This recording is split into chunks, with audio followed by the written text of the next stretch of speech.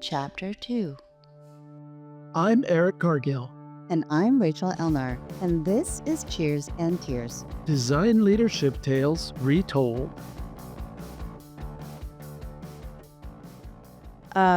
Just to add to all the things that are happening this year, guess what? We lost the intro for Amy and Jay's podcast. No. Oh, no. So we want to do it again for everyone, so everyone knows who they are. And so I wanted to introduce you, before we get into the podcast. Eric, so I'm excited to have two creative leaders from AIGA San Francisco on the podcast with us. Amy is a Los Angeles-based design strategist and community organizer at Studio Bellwether, who spent her career bringing designers together to learn, experiment, and build stronger creative ecosystems. Joining her is Jay, Director of Strategic Development for Adobe Firefly, where he leads generative AI innovation and partners with global brands on the future of creative workflows. And together, our guests sit right at the intersection of design practice and design possibility. Perfect pairing for the conversation that we're about to hear. So please help me welcome Amy Gustincic and Jay Ganaden. Welcome. Welcome. Amy, really quick question. So you were president, correct? Yep. Who are some of the people who are on your board? Brian Singer was vice president.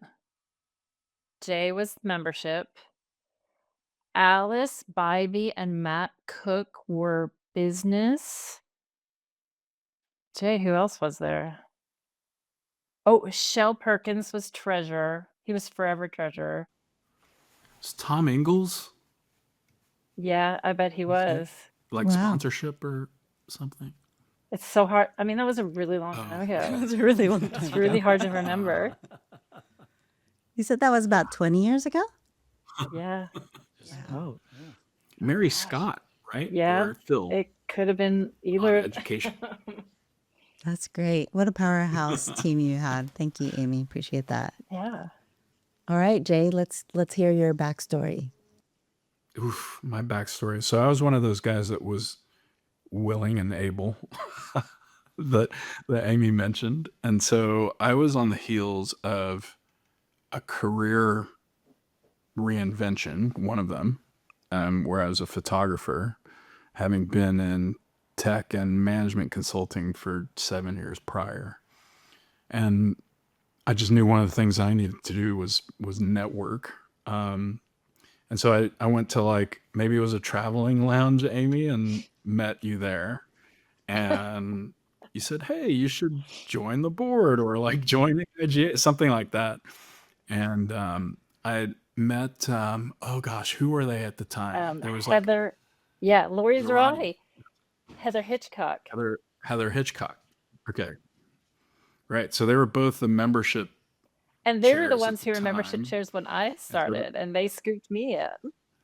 So they welcomed me in as well as did Amy. And so I started to attend some events. And then it wasn't that much long after until I was on the board. I think Heather and Lori wanted to retire. And so I picked it up. And so that was that. And then not even a year later, I was at that 2006 retreat in San Francisco. So you were both on the board when you went to the San Francisco leadership retreat. Yep. did you guys, so that San Francisco retreat, did you guys have any hand in planning all that, presenting? It's so hard. It's so hard to remember. I was really trying because Jay and I got together not too long ago. We were kind of talking, and then I was really been trying to remember all the things. And certainly, so I know I was the incoming president at the time because that's when boards turned over. And I know there were just a few like little issues with the outgoing president between him and me, which I won't go into, but and I kind of remember that more than, but certainly I would have been involved in the planning as president of the chapter. I just really don't remember. Um, what I remember most about leadership retreats is drinking Yeah.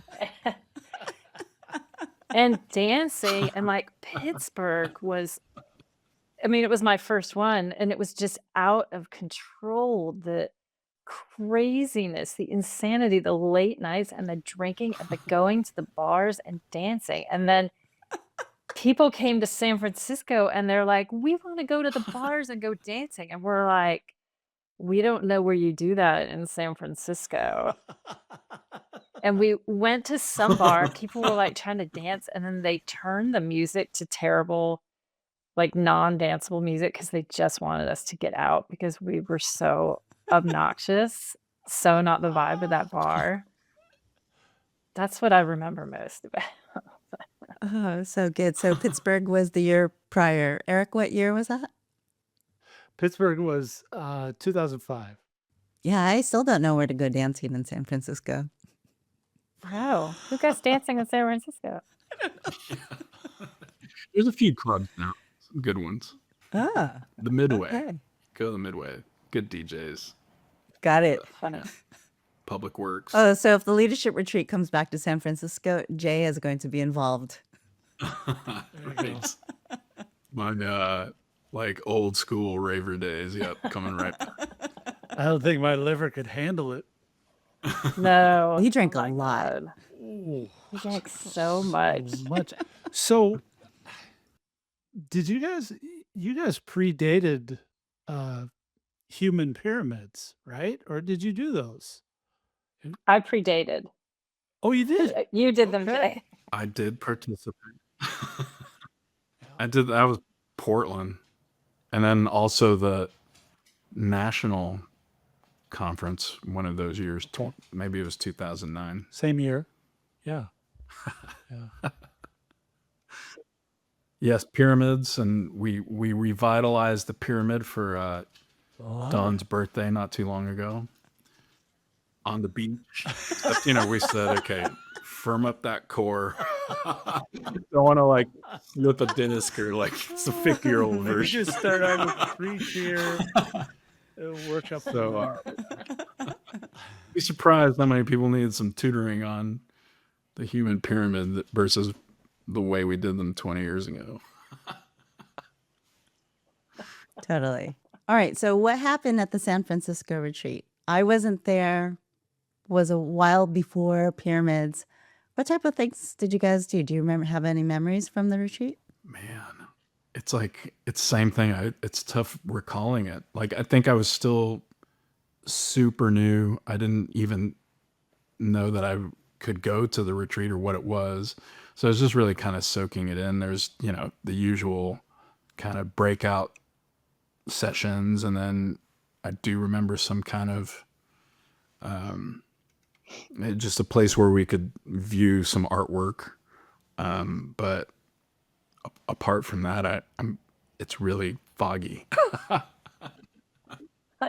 We're the best guests to have on for the 20-year okay. memories. But I remember that it was at the Fairmont Hotel, Ooh. which is back in those days, like they booked it into nice hotels. And I think Miami was the last one where they did that. And then afterwards they started going to smaller, less expensive markets. But I don't think we stayed in the hotel since we all lived in the area. So maybe that was slightly less fun. But I remember one session that National put on where it was about creating personas, and they insisted on getting giant foam core, like bust shapes cut out. Like they couldn't just use squares of foam core or poster board or something. They needed to have these like cutouts. It was a huge pain in the ass and it was super expensive to do. And I'm pretty sure the chapter had to pay for that. So that then people could like take magazines and cut things out to represent their personas and stick them onto the bust shapes, which was way more effective than just sticking them onto a square of paper, right? Classic. Was it fun though? I mean, did you enjoy it? Do that exercise or Yeah. The No. exercise. I No. Okay. didn't.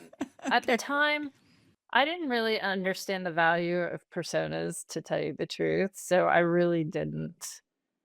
And I mean, in a workshop scenario, it's kind of silly anyways, because it's all just make believe and there's no Right. real, like, it's not like there's research behind it. So Right. yeah. And I was probably just cranky about having to put that together. Possibly. But the Fairmont has the beautiful little tiki bar downstairs, correct? Yep. Yep. The is it the Tonga room? Oh, yeah. Is it? Yeah. Anyone jump in the pool? I don't think we got to use that Oh, as part of okay.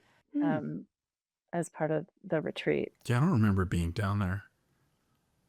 It was that Eddie Do Botwell we that was kind of remember? into that whole tiki bar scene.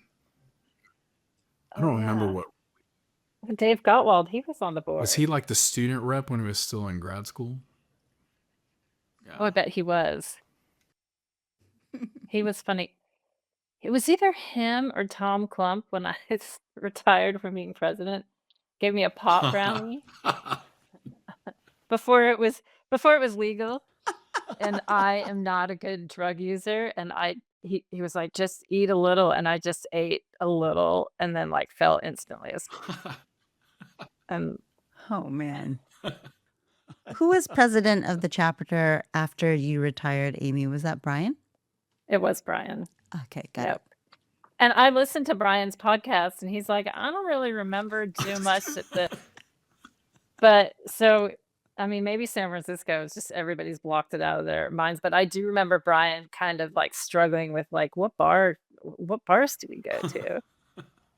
I feel like all the Yeah. bars in San Francisco are really small. I don't know where you Yeah. could fit 200 people in No, they're anywhere. small and it's more chill and I mean, none of us were like going out dancing. That's just not, it's not what designers were doing at the time.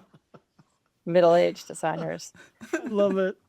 I love it. I don't know. Were we middle aged at that time? I was like, we're in our 30s. I guess no, we were young at that time. We're middle-aged now. Okay, but late nights. Let's talk about late nights. So after programming activities, were you up really late? Was there after parties? The retreats specifically, or Yeah, in the retreat. I don't remember much of San. And it doesn't have to be San Francisco, because it sounds like you guys kind of stayed at your own places because you were there. And Yeah, I think we did have a different dynamic being living in the host city. The other ones I went to, it was always just late nights. I mean, I feel like there was one where we were up so late and we had early flights and we're just like, well, I guess we're just staying up. And then like, okay, well, let's go get our suitcases and we'll meet in the lobby and go to the airport, which is bad. I mean, it was bad. I remember exactly which one. The flying home was like very rough. Terrible. A terrible idea. But I guess maybe we were young then. We were So young, might I still think. have that. was this Miami specifically, or just It was probably Pittsburgh. I think, I mean, again, like, I don't know if you've heard from anyone else, but in my memory, Pittsburgh was the craziest retreat. Really? really? That's where I met David Mays, Okay. and we were out at a bar and we were dancing and like people's shirts were coming off and it was so, and all these people that you really know on like a professional level are just going crazy. People like I don't want to name names, but like walking into the hotel lobby and like this person's sitting on this person's lap, like just, very inappropriate things. Yeah, I Professionally, would but say it's that all everyone got really happening. close. Everyone got really close during those retreats. We loved each Well, other. we did love each other, and it was so much fun and such like a fun way. And like, gosh, did we even need any of the programming? I don't know, because some of it was practical and good. Oh, now I'm kind of remembering, like, maybe we did like some kind of Yeah, financial with thing in Shell. San Oh, Francisco. What was the book he Yeah, wrote? Like, yeah, it's about like professional practice or something, running an agency. I'm sure it was. Yeah, He was the most sober and yeah. insightful person at the retreat, I'd say. He was a pro, you know. But he went to every retreat he could go to. He was really? older. He was the gray hair in the room, which actually somebody else who was on the board, maybe he was business development. I have no memory of what his name was, but he was older than the rest of us and he had gray hair and he would talk about how like sometimes you just need a little Oh gray yeah. hair in the room, right? To like make people feel confident in what you're doing. And Shell was always the gray hair. He was such a great guy, and he was on the board for so long. And I think he went to the leadership retreat every single year that he could. He just must have liked going to the leadership retreat with all of us. Like, I mean, he's probably 20 years older than all of us at the time. He probably hung out with Rick Gervais and like drank wine and ate steaks or something. I don't know. And he was the treasurer on the board? He was the treasurer. I think he did a lot of programming at the various retreats and tried to school all the young Wasn't he people.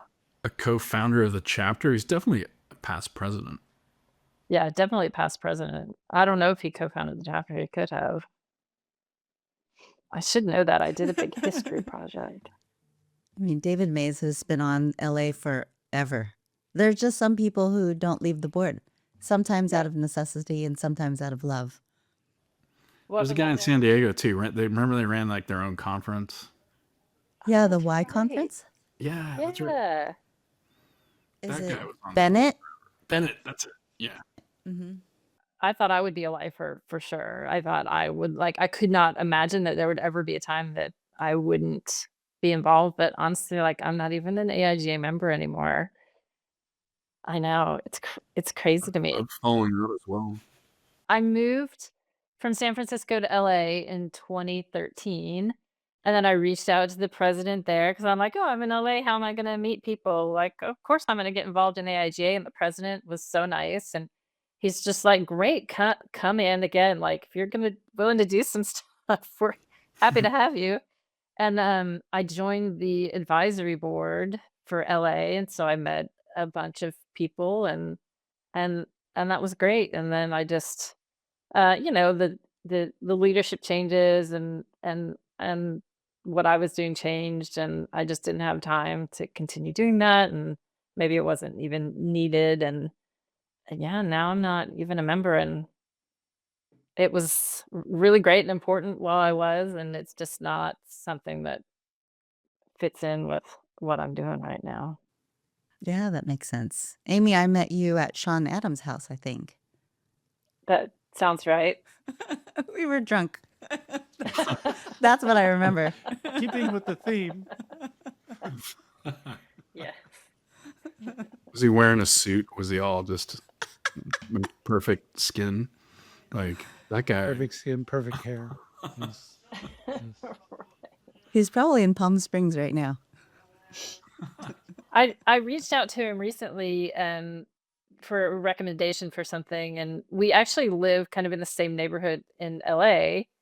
And then he gave me the good recommendation, and then he said, "Oh, we should get together sometime." And I said, "Oh yeah, great, but I'm going to be at Palm Springs for this amount of time." And then he never responded Aw. anymore. So I don't know. I don't know if that's just what he says to everybody. We should All get good. together, but All good. Jay, let's hear about Portland. Are there any standout memories for you? So I think Portland was my Pittsburgh experience that Amy had. I thought it was nutto. I think we were like, I do remember the evening itinerary being more active than I think I had to speak. I can't remember what about, but I do remember standing in front of everybody, and I shouldn't have been surprised, but most, like maybe 95% of the people there were all wearing all black. It was just weird. I don't I mean, I was like, okay, someone got the memo, including myself. That's what I was. It's easy enough, right? But and then yeah, I just met a ton of people that like that I'd read about or had heard about, like, and so that was fun and interesting. And then yeah, as we sort of finished the programming and went on to the dinners, the bars, the late nights in the hotel, and then the human pyramids, like that was really it did follow that sort of linear progression to a pyramid, which was hilarious to me that I don't even know how I got started. But yeah, met a ton of really great people. Got close to them just by virtue of the places we went and we did find a place to go dancing, if I'm not mistaken. Is it the Jupiter Hotel? What's that bar in there called? I don't know if it was a hotel. Oh. It seemed like a club from what I remember. Oh boy, I was Eric, just down there. where does that bar called that everyone talks about, that 7-layer pyramid? It's in the Jupiter Hotel. Oh, Jupiter Hotel. It's called like the Fig or the Woods or the. Want me to look it up? I could look it up. I don't know if that was where you guys were dancing, but it would be big enough to have people Okay. dancing. Oh, you mean the one that's like, yeah, no, there was a bar there that was like an old wooden ski cabin. Yes. And it's like, yeah, there's a hotel on one side of it. There's the drive-through, and then the other side was the bar. It was like the Dogwood or something like that. Something like that. Eric will pull it up. That was fun, right? But that wasn't the dancing spot. That was. Oh, it wasn't? Like, let's take over the bar and be obnoxious part. That was yeah. And that's, just kind of floating around and meeting everyone. That was a ton of fun. Yeah. I'd say that having been through, I mean, so we went through that bar, and then of course we're kind of wondering where to go to next. Who was the guy that worked at Adobe? I'm spacing his name. Chicago. Works at VML now. Mike Josie. Mike Josie. Yes. Oh, yeah. Mike. So Mike, I remember working with Mike to walk around all the bridges across Portland in search of a bar that was still open. So Oh, man. I remember just campaigning across these places. It was before, like, I guess Uber, and like we're just, let's just walk. So yeah, that was a ton of fun. Portland's an interesting town that way. I was just down there, oddly, helping a friend rebuild a cabaret theater down there, and so we were right in the thick of it. And I was there Friday and Saturday, super late at night, and I thought it was relatively tame for Friday and Saturday night. Sunday night was crazy. Sunday, it was amazing. Just, the energy was just a lot more active. Like Portland in general, or Portland in general, just Wow. just downtown where we were. The building we were at is attached to Voodoo Donuts. It's the old Paris Theater, and it was pretty electric down there. But I like that you bring up Mike Josie's name because, like, he's a great guy, and I met him from leadership retreats. There's probably so many people like that you kind of forget. I don't think if we were having this conversation, I would if we weren't having this conversation and Mike Josie came up, I would be like, "Oh yeah, I know Mike Josie," but I might not think like, "How do I know him?" But I know him from leadership retreats, and there's so many great people like that we know all over the country from leadership retreats. I remember the president's call. It was on Adobe Connect, like a long time ago. And you would see all these names, and I was like, I remember that person. I remember, and it felt like a coming together, or you were just like getting to know people's names. And it really came together when we were in a leadership retreat. And you're like, I know you now. Yep. All right, sister chapters. So a lot of times when we go to retreats, we are, really identifying with other chapters. What were the chapters for you that you became close with at retreats? I can remember, I mean, I think LA, of course, we had a good connection with. And then DC, which came from the president before me and the DC president. I don't know how they connected, but they had a good connection and we continued that on a little bit, which is weird because like we're obviously very far apart chapters and not really the same kind of community at all. But those are the two that I remember the most. And DC had a huge chapter at the time. I mean, they had a lot of members. Yeah. Or in Chicago was always kind of to like the big chapters. San Francisco, LA, Chicago, New York. Well, New York was always did their own thing. And that's what it seemed to me like. New York just was like, we're New York. We're basically national. It's fine. Yeah. And then, I think DC was up in that list of big chapters. Yeah, they were pretty big at the time. Because the experience was so different for a big chapter versus a small chapter, too. Yeah, but the small chapters to me were partiers. Jacksonville, huge. Philly, man, these guys. And Nick Prestilio, like, hello. I don't even know how they're awake after 48 hours and drinking all night. It's nuts. Jay, you're gonna say something about? Oh, it's just. I mean, I was gonna mention Jacksonville, right? It was it Varick? Varick. So that guy was hilarious, right? So he was also one of the ringleaders in Portland. I guess I identified with him because he was a Filipino creative guy, which is not a frequently occurring type of person. There's three of us in any huge room, right? That's it.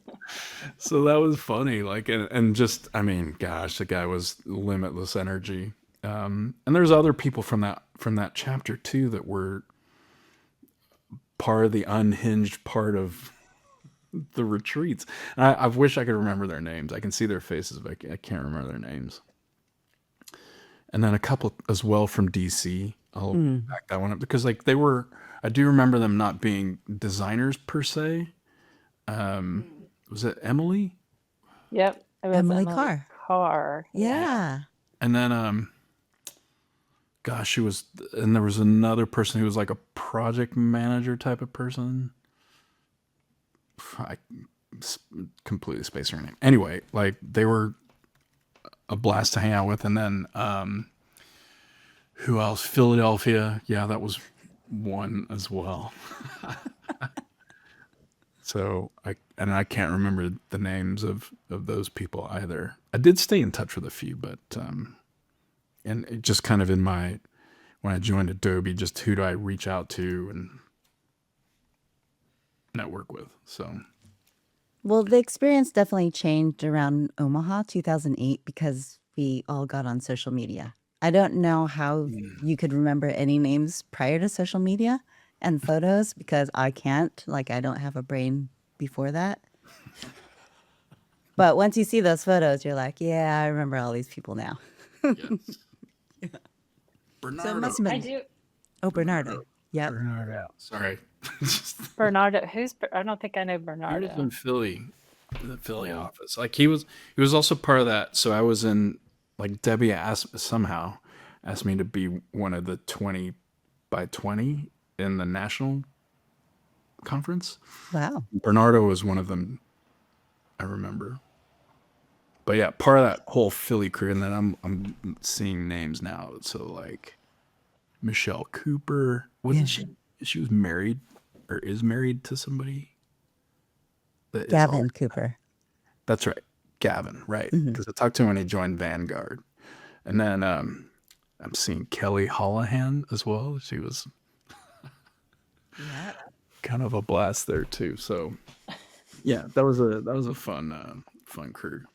And I think I really wanted to meet people from Dallas and Austin, but I don't think I ever did. Only because I grew up there. So But I have a hard time distinguishing the memories of some of the leadership retreats with some of the national yeah. conferences because it's a lot of the same people doing a lot of the same stuff, right? Like the drinking, and it's like the sessions and the creative stuff, and then the drinking and partying afterwards.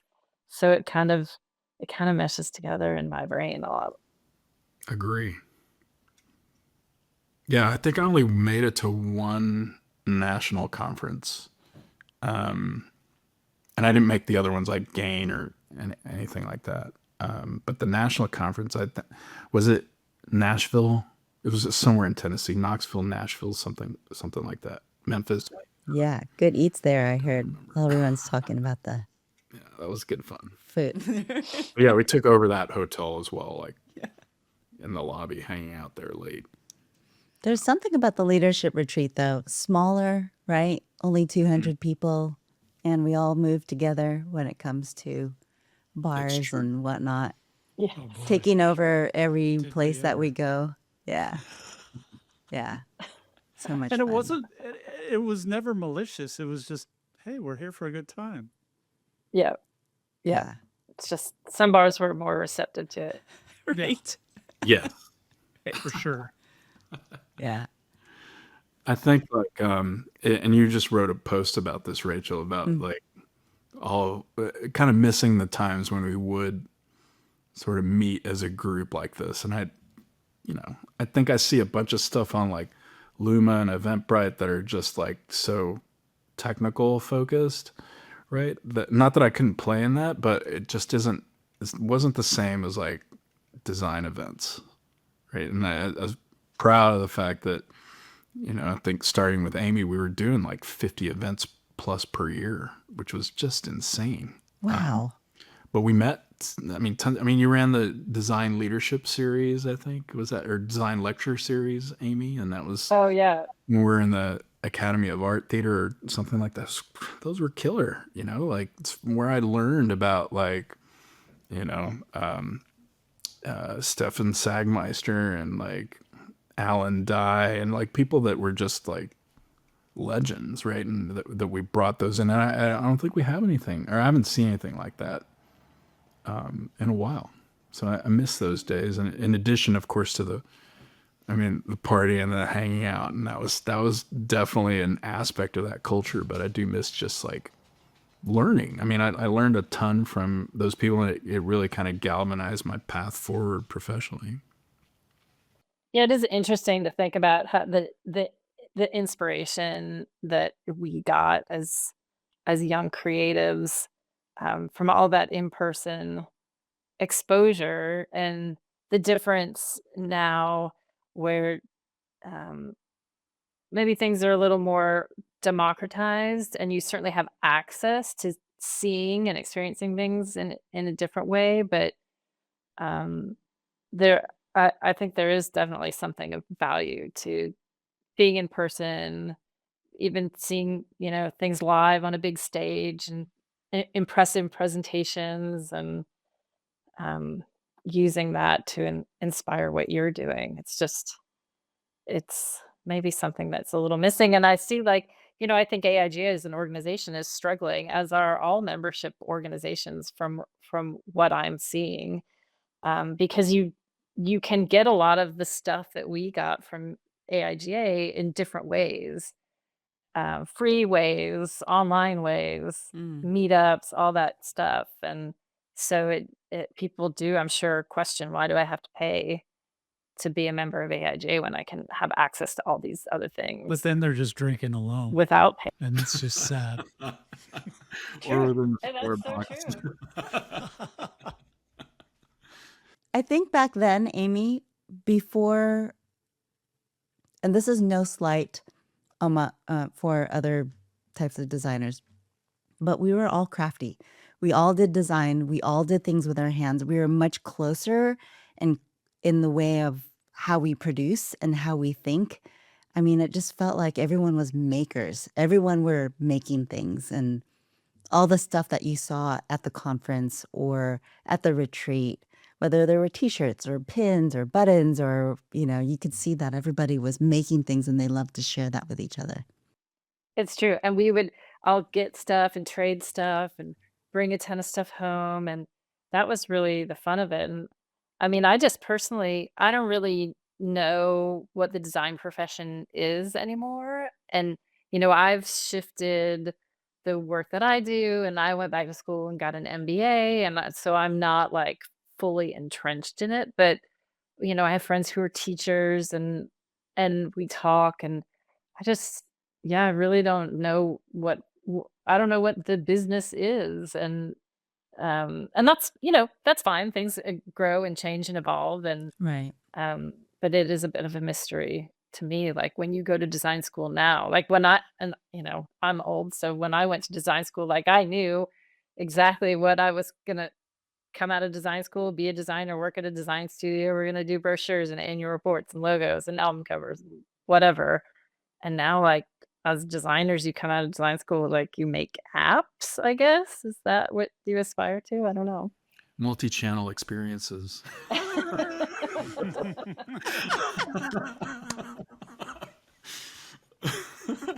Oh, But then man. again, you see stuff like, when you're just on TikTok or Instagram and people, like, make all this digital stuff that I'm like, it would take me so long to put that together, and they're just, like, able to create that on their phone with their fingertips. And it in that way, like, it's super cool. But again, I don't know, aside from, I guess, influencer, are you an influencer or you're an app maker? I don't know.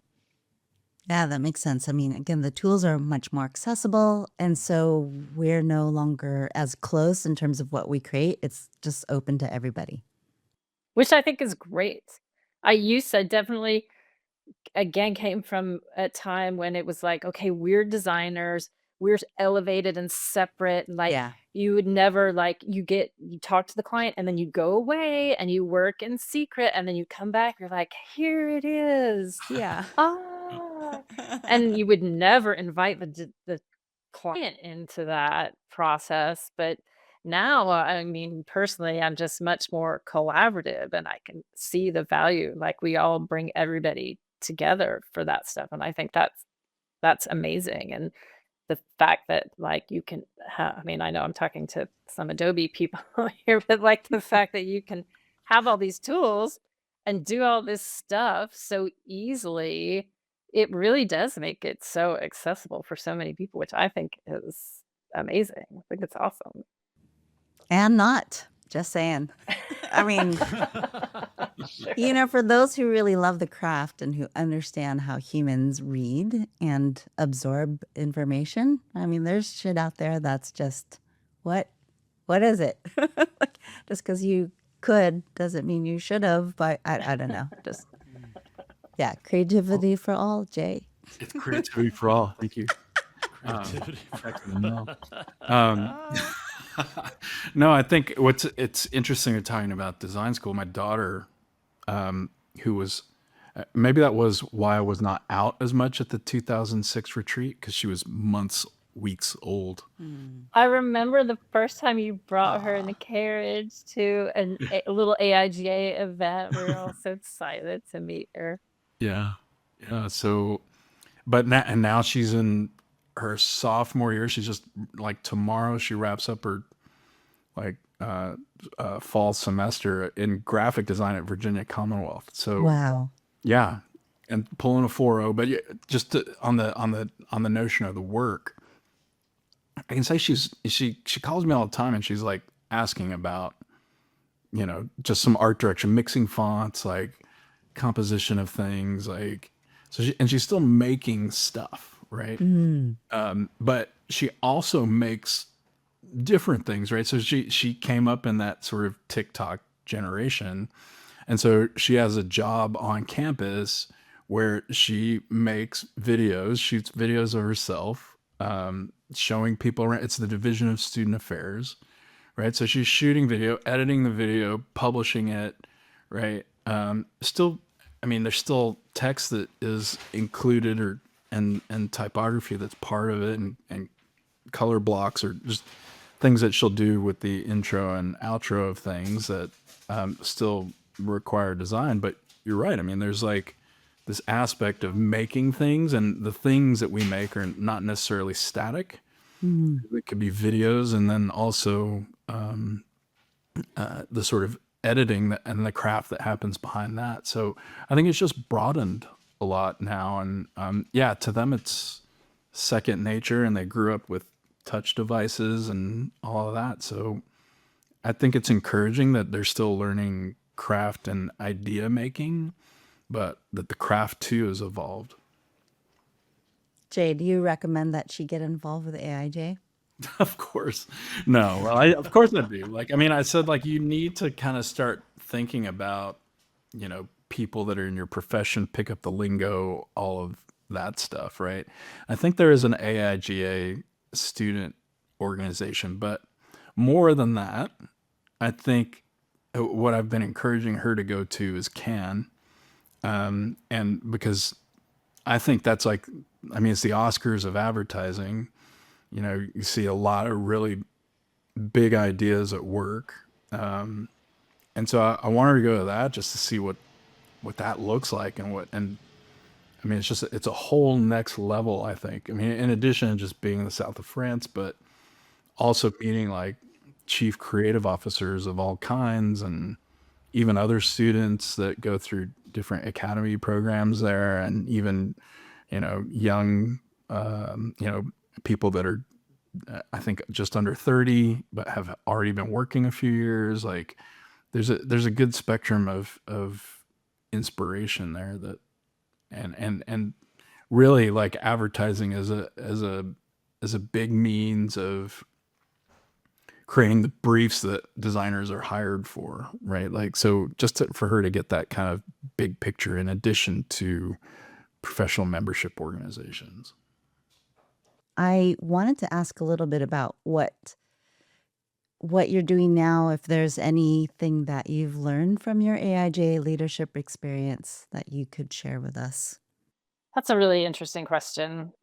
And it's hard for me because I am so removed from that experience. Just it's been a long time. And um I do think that it's true, that as I kind of progressed in my career, but also and my education, and but also stayed involved in AIGA, I could see how I was contributing differently to AIGA. So I was getting different stuff out of that experience. And moving from being an active board member to an advisory board member, and moving from one city to another at the same time that I had just gone through an MBA program and was starting to work differently. I think that was really interesting for me to sort of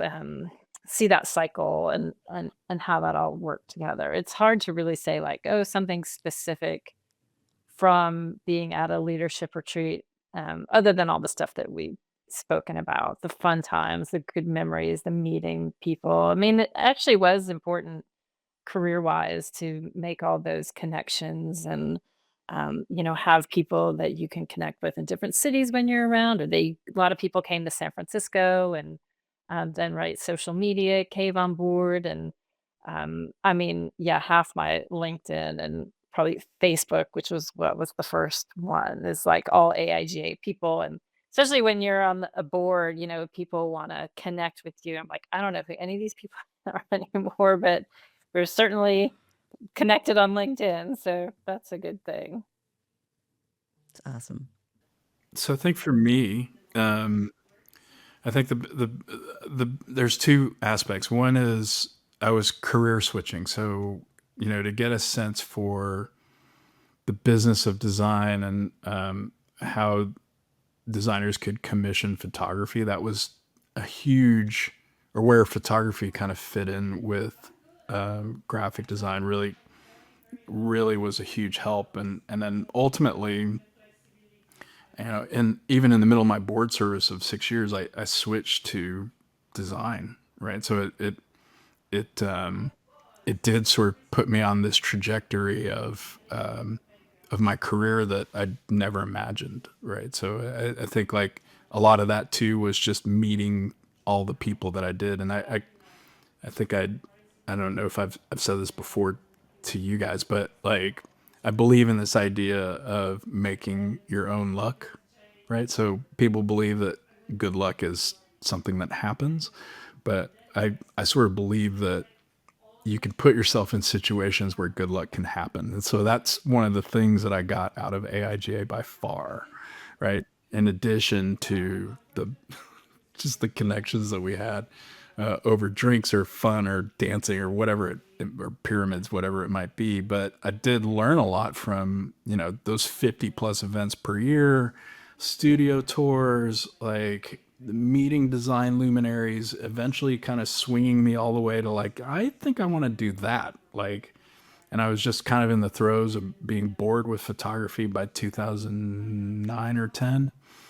And then I think it was through maybe it was a SF Design Week studio crawl where I met somebody that was one of the partners of Punch Cut Design in San Francisco, which was some ex-Razorfish people that founded an agency focused on mobile design, and it was through that connection that I eventually got hired by them. So I think that there's, again, you kind of make your own good luck, if you will, and I think if you're able to make those connections and kind of, but do it in of course, a genuine way, then lots of things could happen. And I think, I think that's defined the career path I've been on to today.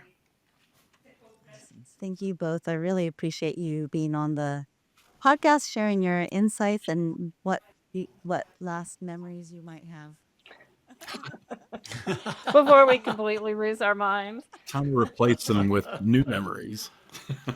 Well, I think it's really fun that you guys are capturing these stories and delving into it, because we've all had a lot of fun at the leadership retreats, and we've all had great experiences, and it's good to sort of have a record of that in some way.